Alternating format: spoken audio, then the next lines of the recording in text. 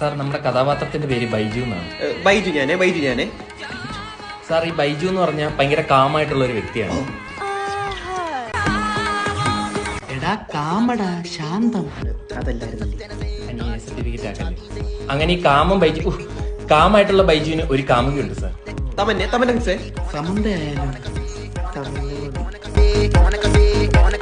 സാറേ, എന്ത് അഡ്ജസ്റ്റ്മെന്റ് റെഡിയാണ് കേട്ടോ. അങ്ങനെ സമാധാനമായി പൊയ്ക്കൊണ്ടിരിക്കുന്ന ബൈജുവിന്റെ ജീവിതത്തിൽ ഒരുപാട് പ്രശ്നങ്ങൾ വന്നു ആപ്പിലാവുകയാണ് സാർ. ഓ ബൈജു സാർ, നിന്നെ വെച്ചാ ഞാൻ ആപ്പിലാവും. താൻ ബാക്കി തൊല്ലി. അച്ഛൻ ജവാൻ അടിച്ചടിച്ച് വൃക്ക തകരാറിലാവുകയാണ്.